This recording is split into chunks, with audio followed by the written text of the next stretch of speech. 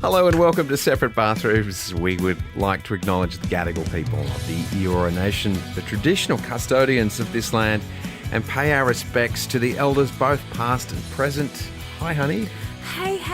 How are you? Or should I say ho, ho, ho? Ho, ho. Yeah. Merry, merry. Merry everything. You enjoying yourself in this summer? Yes. It's hot. It's hot. It's sweaty. It is. There's all sorts of sweaty happening in all sorts of places. Okay. Thank goodness for ceiling fans. That's Yes. all I can say. Oh my gosh. So grateful for ceiling fans. Well, Merry Christmas to you. Last week, we talked about our parenting journey and having an almost empty nest. Correct. So this week, we wanted to revisit some of our favourite parenting stories and advice from the amazing couples and experts that we've spoken to this year, which there have been many. Yeah, so if you're listening on the beach, maybe, you got your towel laid out, the sound of the surf is happening, you got your earphones in, maybe you're in a park or, I don't know, wherever you are. Up first, we've got the Matildas star midfielder. How good was she this year? So good. Katrina Gorry and her fiancé and teammate, Clara Markstedt. Did you fall in love with Harper first or Katrina first? Probably Harper first, to be honest. No, but Harper's so lovable, and I think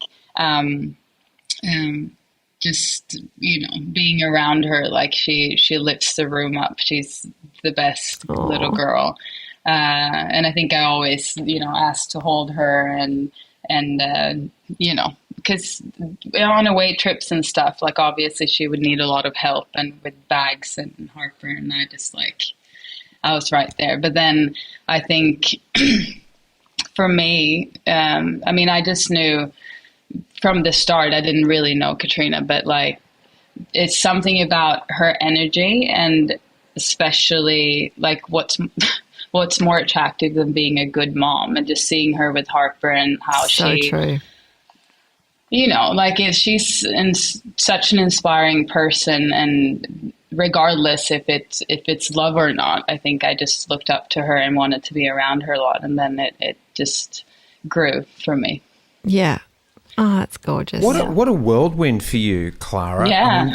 You get a new teammate, then you find yourself in a relationship, and now you're a mum as well. How's that been for you? It's been amazing. We have Rio here, dog. Yeah, I brought my dog, our dog over from Australia too. So I just wanted to keep on adding things. It's been absolutely amazing, and it kind of shocked me that I never felt like that was scary to me. Like that never. It was just like a given, and it was just like a plus. And I think I early on also wanted to be really involved with Harper, and Katrina let me in so easily. Like I'm wanted to do bedtime, wanted to take her in the mornings, change her nap, like help out and spend a lot of time with her as well. So that's 100% just a plus. And Harper's, is she 2 yet? She turns 2 in August. Wow, you've all so got it's her second birthday. Yeah, same week actually. Yeah, a couple of days apart. So that's wild. But it's funny. I had my parents here like a month ago, and they were here kind of similar time last year, and they came to Clara's house, and they just like looked at all the toys everywhere, and they were just like, "Wow, hasn't this changed a lot?" Because it's just like kids' toys everywhere, Rio's food, dog toys, and before that there was just a lot of art stuff that Clara had done. So yeah, it's definitely changed a lot. Katrina, I get the feeling that you've probably been a bit of an independent soul from the get-go, but the fact that you just took it upon yourself and went, I want to be a mum, just don't need anyone else to be a mum other than myself. Not only that, but then you took your 6-month-old while you were still playing the highest professional form of sport that there is. I mean, that's incredible. How did you know you were going to be able to handle all of that? I didn't really. Even from the start, kind of when I went through the IVF process, I didn't really, I guess, think about, what could really go wrong here or how much help am I really going to need. I think I just focused on why I was doing it at the end of the day. And as soon as I held Harper in my arms for the first time, I knew that I could do anything pretty much. Whether we were in Australia or in Sweden, I'd figure it out. And I think with having Harper, I mean, she's such a good kid. Like, I got pretty lucky. She sleeps well. She eats well. She adapts really well. So she made it really easy. Of course, there's definitely hard times, but I think from doing it from the start, kind of on my own, I've figured out my support system, and I think wherever I go, I have people around me, and I think we're pretty lucky for that. Has the whole team kind of taken Harper on as like the little mascot as well, because she's around so much? Yeah, definitely. I mean, it doesn't matter what team we're in. Obviously, we've been here for the last year and a half, so she just loves the girls, and she's at the age where she now knows most of their names. She comes in the change room before every session and every game and dances with all the girls because we always have loud music on, and she's obsessed with music. Yeah. And it's just like, for me, just sitting back and watching her interact with all the girls and has her favourites and cuddling them and blowing them kisses, like it is really special for us. What a wonderful, wonderful story they have. Yeah. When we spoke to them, Katrina and Clara said that they wanted to have more kids soon. And they announced just last month that Clara is pregnant. I know. And they also announced that it's a boy. How lovely. I saw on Instagram there was a thing that there was a black and white photograph, and it was when they puffed out the smoke. Yeah, gender reveal. It was a very clever thing to have to go in and deep dive as to what colour it was. Yeah, you can't tell pink or blue on a black and white film clip, can you? No, it's grey or greyer. That's right. Oh, they must be so thrilled. I know. Congratulations to them. Next up, we got some fabulous experts, and our first guests to return to the bathroom, Dr. Chris Scanlon and Kasey Edwards. Oh, I love these two. They wrote an incredible book called Bringing Up Boys Who Like Themselves. You might have remembered they actually wrote a book for girls first, and now they've written the sequel about boys. So the episode had great advice, not just for parents, but for anyone with young boys in their lives. And, well, here's one of our favourite bits from the chat. So what do we, as parents, do we treat our daughters and sons differently, or don't we treat them differently? And if so, what's the positive way to treat them differently if we need to do that? Look, I think one of the biggest issues that came out that boy parents are facing, that girl parents are not, is the belief that you have to choose between tough and weak. Yeah. So before we started out writing the book, when we were beginning to research, we actually emailed 15,000 parents and said, send us your biggest concerns about boys, give us your biggest, deepest worrying questions, and we'll go and find the answers for you. Yeah. And it was startling, the similarities in the answers that we got back. And by far, one of the biggest concerns was, I don't want to raise my son to be tough, but I don't want him to be weak. And if you boiled it down, if the parents were being really honest, if they had to choose between the two, they would choose tough, because nobody wants their kid to be the one that gets slammed up against the locker or kicked in the guts at lunchtime every day. So that was one of the areas of our research. And the good news is that you don't have to choose. In fact, weak is the consequence of tough. When we raise our boys to be tough, we raise them to be brittle. And the brittleness of toughness actually makes them weak. And instead, do you want to explain that? Chris has a really good analogy to describe that. Yeah, so the analogy that we use in the book is, you got your mobile phone screen protector, and that, once you put that protector on that glass, it's pretty tough. You can throw things at it. It's going to weather the keys in the pocket. You can hit it face on. It can fall on the ground flat, and it's going to be fine. And it's tempered glass. And that's the reason why it's tough, is because there's a whole lot of tension into it. You put into it when in the production process, and so it's made really, really tough. But as we all know, if we've all dropped our phone, we've all done this. If you drop the phone just at the wrong angle and nick it in the wrong way, it becomes really, really brittle, because all of that tension gets released, and it's then released back out, and usually you get a sort of spider web all over your screen. The phone becomes unusable, often dangerous. I think you can tell where I'm going with this metaphor. Yeah, that's right. So you create men, and you kind of have that, and boys, and you create that expectation that they are going to be tough. And that might work for sort of, day-to-day stuff, but get in the wrong situation, and that then gets released, and it's quite brittle, and it kind of becomes dangerous, So that's kind of how we kind of explain it, because you say tough, and people think, oh, that's kind of what you want. You want them to be able to weather anything, but that's not always the case. And so just to put that a real world example in that, so tough is for men who don't show emotion, who are stoic, right? Strong is actually facing your emotion, having the courage to deal with your emotion rather than outrunning it or offloading it onto someone else because you can't cope, right? Yeah.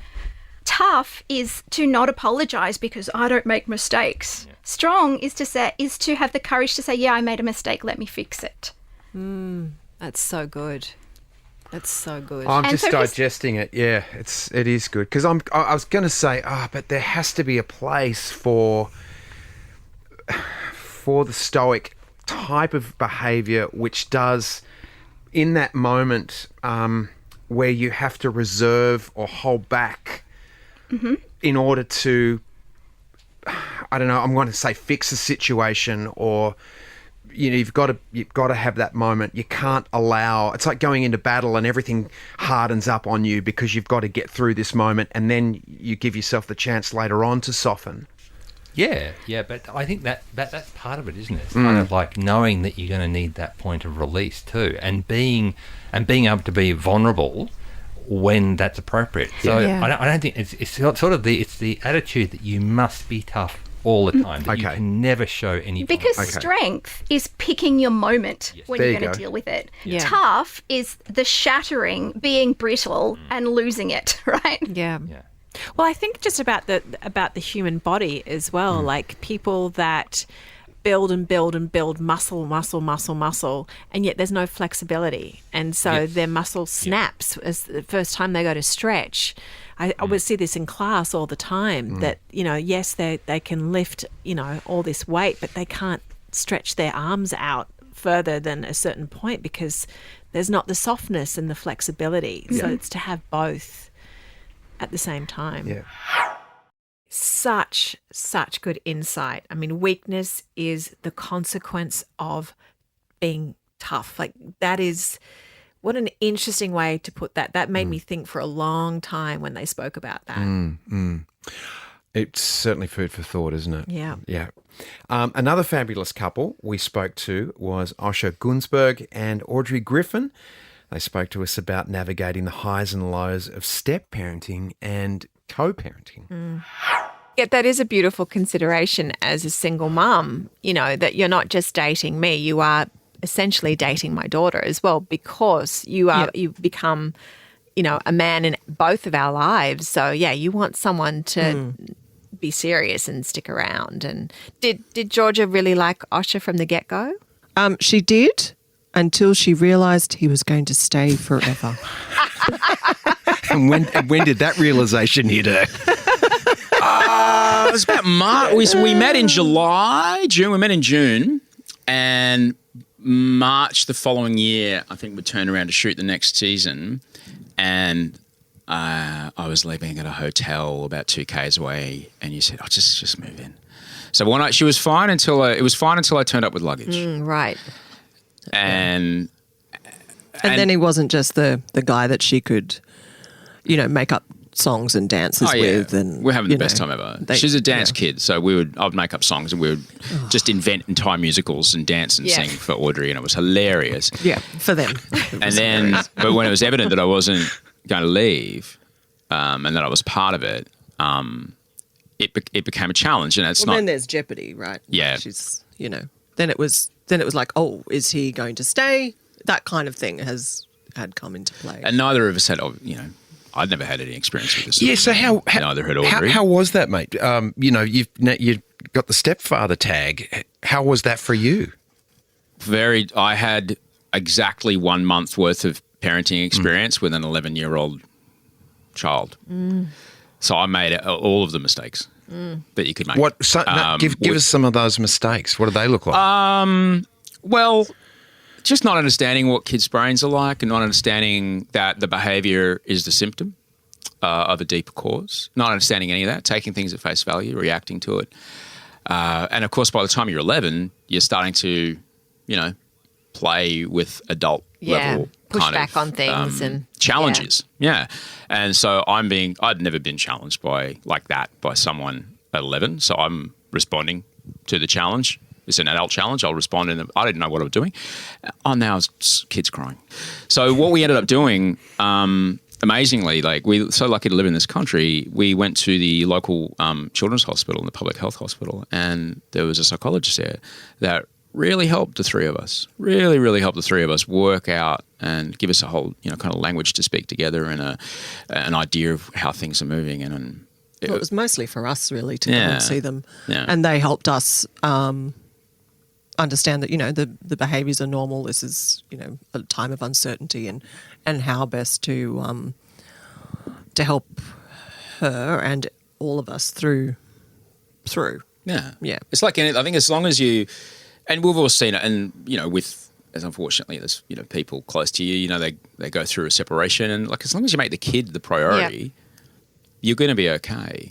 It's hard work because, I'm a selfish prick, so still all learning, and G's nearly 19 now, and she's an incredibly powerful kid and amazing, and really proud of her. So proud of who she is, and that challenging thing that she has is still there, and which is one day going to be someone else's problem. Look, but it's great because she's this powerful. She's a powerful young woman that is unapologetically holding space, Yes. and it's a really beautiful thing.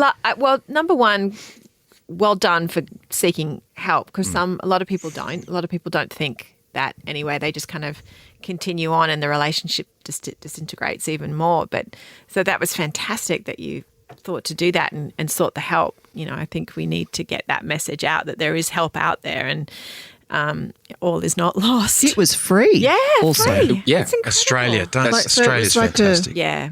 We're so lucky. So lucky. And it was a kids' mental health clinic. Yeah. And Georgia really didn't even need to go to any of the appointments. It was more for the parents to teach them how to parent. Yeah. Basically. Yeah. And it's something that why don't people we do this more and often? what I loved, and it was free until she turned 12. And they went, usually around this point it's you don't need us anymore.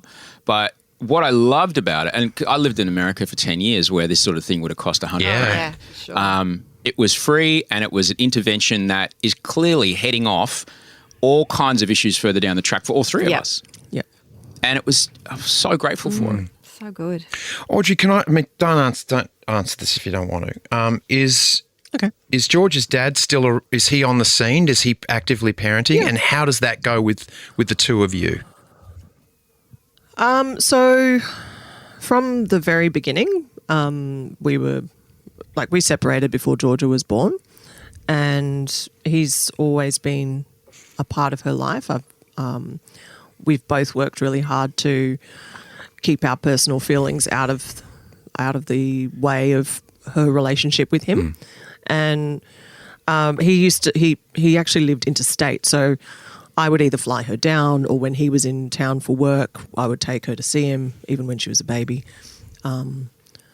So it took a couple of years of ironing out the kinks, and then we just kind of got on with it. And she's a better kid for it. She really is. Because I was just so impressive when I first met Audrey and she told me that. Because I thought about, my own experience and experiences of other mates. In the 80s, if you were, upset at your ex, like the kids were the weapons.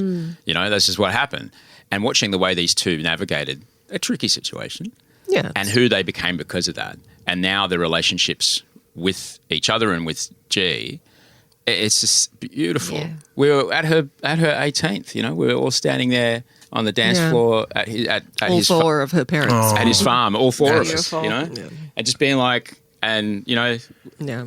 launching the ship into the world. There you go. It was just such a beautiful moment. Well, like you said, I was going to say, like you said, Osher, that you know you put the child first. That's that's the focus. Yeah, and that's the thing about G. You know, she was just my girlfriend's kid. You know, and then one day, wasn't long at all.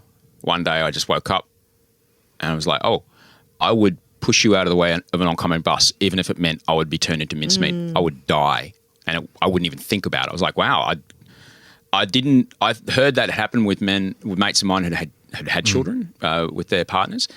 I'd never experienced it like that. And it wasn't long. It was about maybe 6 weeks, 8 weeks it happened. And I was like, oh, it's not about me anymore. Oh. So here comes this constant battle of the me show to actually no, it's about this child. Yeah.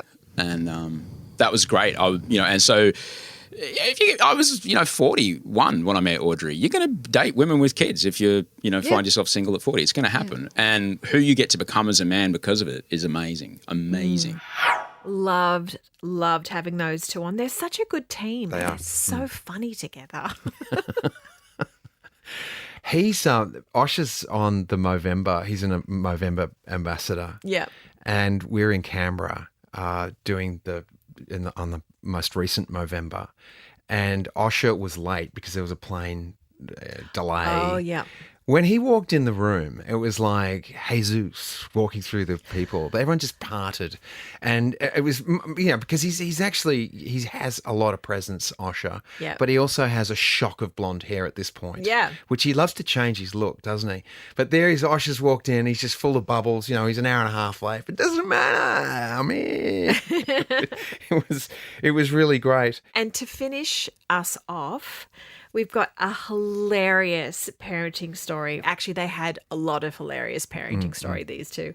Sean and Josh Szeps. Yes, in parenting, you learn as much from your mistakes in fact, you learn more from your mistakes than you do your successes, because often you're not sure what the successes are. Well, hopefully you learn from the mistakes, yeah. right? Yeah. Hopefully you do. Yeah. Well, you always get another chance at them anyway, because guarantee they pop up again. Yeah, true. Sean shared a story from his book. His book is called Not Like Other Dads, of one of the biggest blunders he's faced as a dad. Our kids got quite used to travelling back and forth on the plane. We had some pretty nightmarish stories.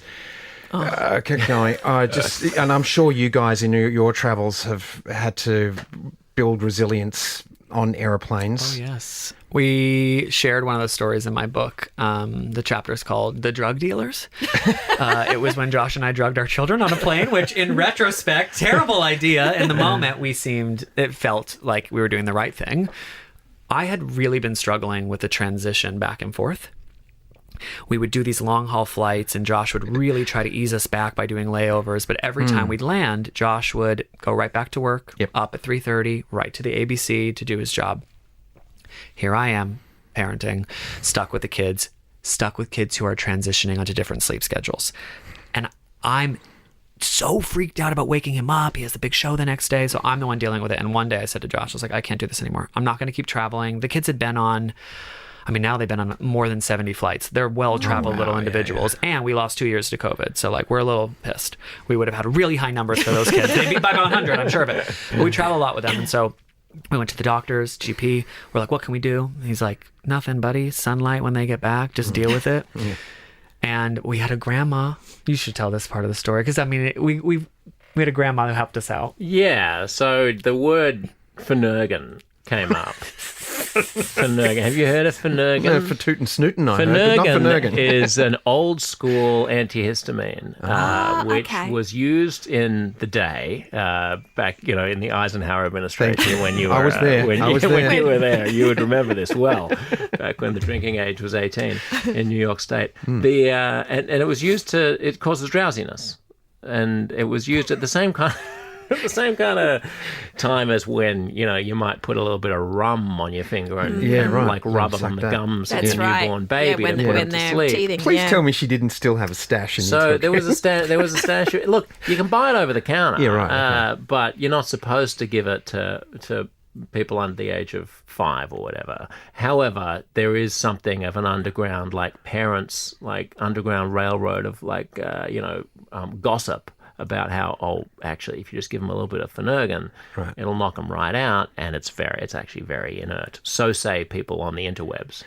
On the dig top. There is a slight side effect of Finnegan occasionally. In very rare cases. Which is that in rare cases it has the exact opposite effect of drowsiness and induces a kind of a psychotic outburst. Right. Which, at 2 a.m. at 34,000 feet, is not ideal. No. So Josh has Cooper, who's passed out instantly because he's in the, the 99 percentile of children who just pass out. Yeah. And I'm with my daughter, and she's at that age where she can kind of start watching things. And so she's playing, and she just wants to change every second. I notice she's like twitchy, and then I'm giving her Play-Doh, and she's like, play, Chuck, next thing. And I'm like, oh gosh, cracker, chill, throw. And then she wants to walk, and then she wants to crawl, and then she wants to run, and then she starts crying. And then the crying gets louder, and then it gets louder. And then I see her eyeballs like poke out of her eyes. Help me, Father, what did you put inside of me? And listen, I've dabbled here and there with things harder than phenephrine and ephedrine. I knew that look. I knew the familiar look of get me out of here. When is this going to stop? Yeah, and here I am as a father, my husband sleeping, thinking, never? I don't know. I think to myself, what can I do to save myself? I'll lock us in the bathroom. Mistake number 35 of the day. I'm locked in the bathroom and I decide, I have to pee. So I put her on my kneecap and she decides, I'm going to get out of here. Let me fly, Dada. And she flies midair, slams into the door, collapses to the floor. This is after screaming for an hour straight. The flight attendants are banging. Ma'am, son, what's happening? And Stella just knocked her out. She's like, go back to a seat. Took her back to the seat and was like, we will never drug our children again. It's the worst thing that's ever happened to me. And I'm lying in the seat next door going, will someone shut that stupid child up? Oh my God, I'm trying to sleep. Because there is nothing you can do. You are high in the air with a high child. Oh, it's the absolute worst. Oh my gosh. I mean, we learned so much. That became, other than not drugging your children, which is like lesson number 1, it actually became kind of the impetus of us rethinking the way we wanted to travel with the kids. Up until that point, we did everything together. It was always the 4 of us. Yeah. We were always in economy or business or whatever we wanted to do as a unit of 4. And it was causing tension. I'm a nervous traveler. I have social anxiety. I don't love crowded spaces. Yeah. Travel is Josh's middle name, fundamental to his experience. Also, Josh, as you can see between the two, calm, cool, Aussie, Ridgy Digi Mage, everything's going to be fine. She'll be right. And I'm American. I'm like, nothing is right. Everything is wrong. And so that's when Josh came up with this idea that we now call kind of like divide and conquer. Yeah. So we go, you mentioned like business class as if we can afford business class, but I am also a bit of a travel hacker, which is like this sub-community of travel nerds who trick out frequent flyer programs to accumulate miles cheaply and spend them in high-value ways. So I'm your expert on all the world's frequent flyer programs. Love it. So when we say business, I've never paid for business class, but I've rarely flown economy class long haul. And so, but it's once you have a couple of kids, then all of a sudden you need basically the same number of miles for children if they're over the age of 2 as you do for a grown up. So I'm not going to be doing 8 like seats to the States, and there's no point in having kids in business class or first class anyway because they're just annoying. But also the other business class guests. Well, that's right. They don't love it. No, I didn't pay for this. They don't love it. Yeah, exactly. And the reality is, it's awful traveling with little children, regardless of what class of service you're in. So after that, I started thinking, well, why don't we just split it and one person be in economy class with the kids in one direction and the other person be in business class, and then just tag team and switch it up. So there's always one person on a long haul coming off a long haul flight who's just refreshed, and that's basically now the way that we always do it. Because also neither of us like each other when we're in an enclosed space and the kids are acting up. You don't. Yeah. It's like, who wants to be constantly judging why the other parent isn't doing more to shut the kid up, or like to get the yogurt pouch out of the overhead compartment, or to shove a rice cracker in a child's face. It's like, just leave it up to me. I'd rather just deal with it, and it's going to be horrible anyway. I'll deal with it for 8 hours or 10 hours or whatever it is, and I'll see you at the other side. Go and have some champagne up the front. I don't care. It absolutely works. I know every parent who's listening agrees. Sometimes parenting is easier by yourself. You don't think about them. You don't get angry they're not doing something. You just make it happen. We had our kids on aeroplanes, and having them on a plane is hard enough. I can't imagine having to deal with your kid going through all that at 30,000 feet. I know. What a story. Well, thank you for listening. We got more highlights for you next week. Hope you can join us then. Thanks for listening.